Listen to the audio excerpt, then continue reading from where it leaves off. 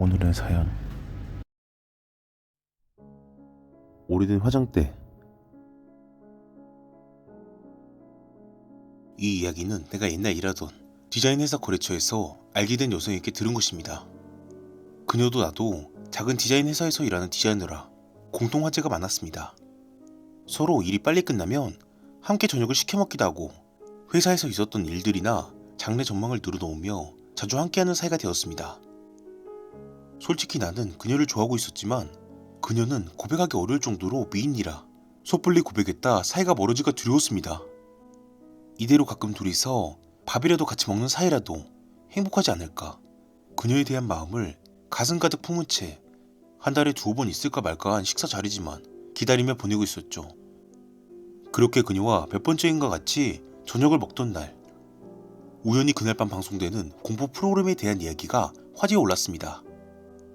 무서운 이야기를 좋아하는 나는 혹시 무서운 일이라던가 직접 겪어본 건 없어?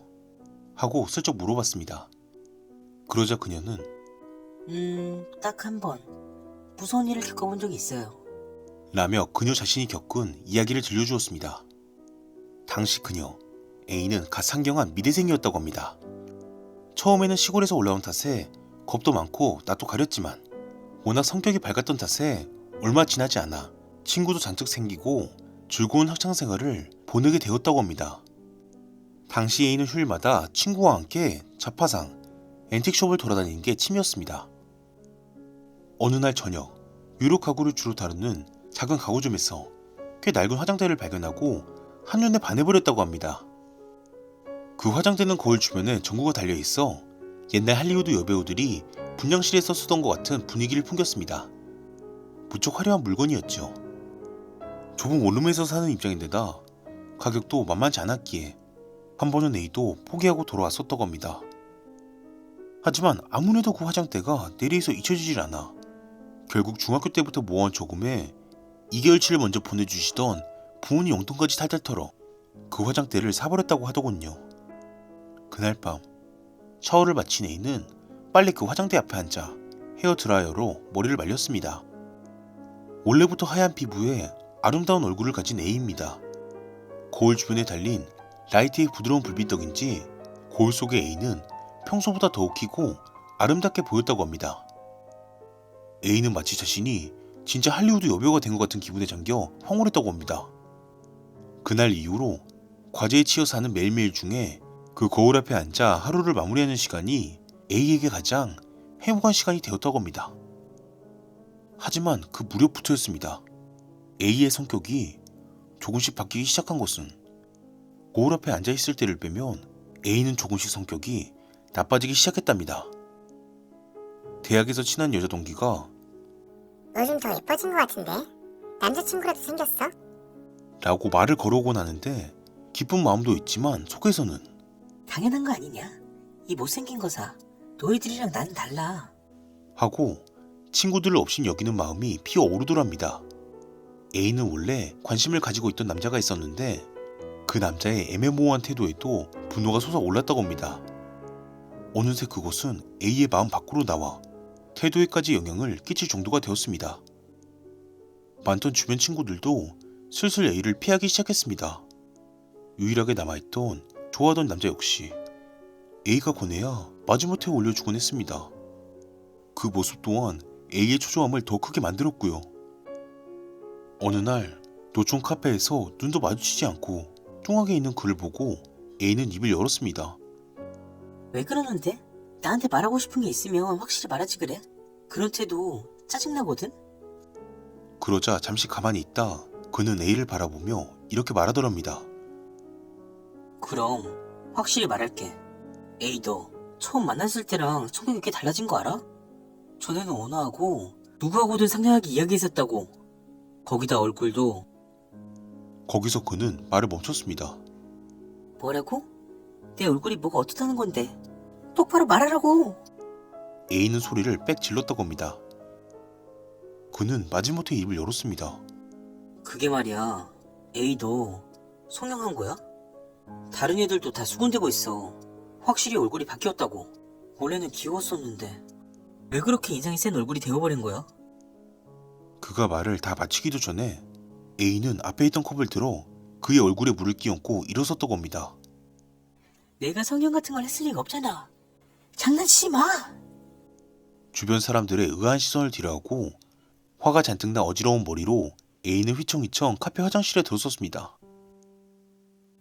성형이라니? 내가? 왜 저런 말도 안 되는 소리를 들어야지? 왜 다들 나를 짜증나게 만드는 거야?